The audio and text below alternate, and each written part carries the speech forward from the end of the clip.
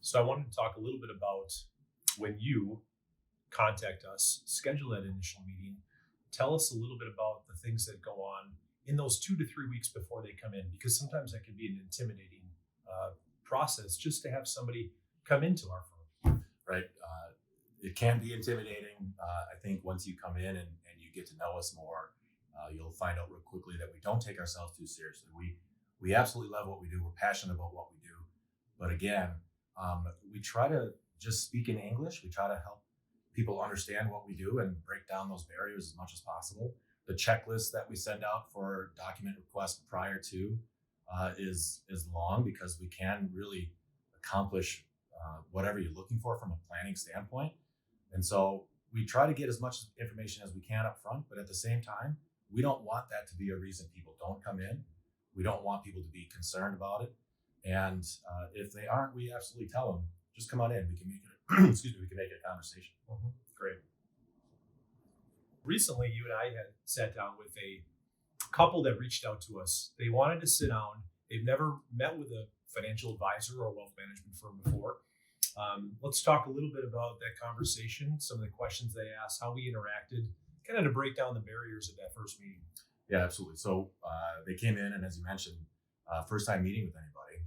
And it's common that we see this where there is accounts here and old 401ks there, and what do we do about this and whatever it might be, right? And so there was a lot there, and we just started off with how can we help? First and foremost, how can we help?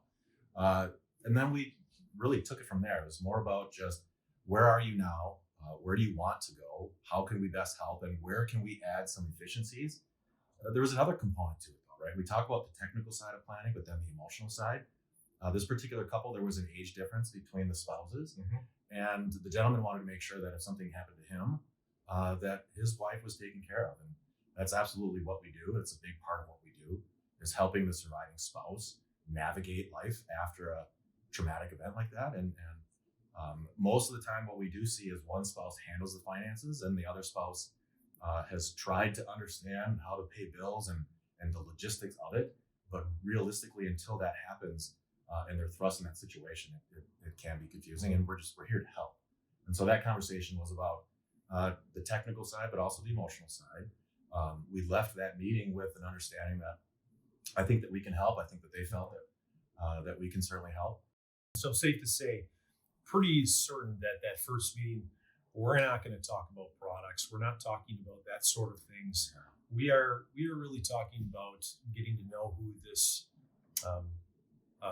this couple is, and really understanding what their needs are, matching them up, explaining to them our process, and what does it look like then after that meeting? Do you have 2 or 3 other meetings with them? What does that look like? It really depends on how that first conversation goes and how much information you get up front.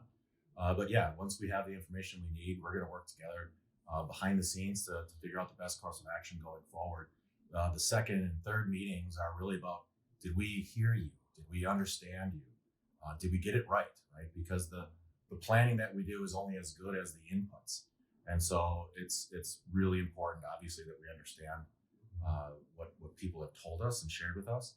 And then when we do get back together and we're ready to make recommendations, again, it's never about a sale or a product, right? We are in the business of advice, and that's our focus. As fiduciaries, we have to put your best interest first, and we live and die by that. That's who we are. Great. Tune in next time.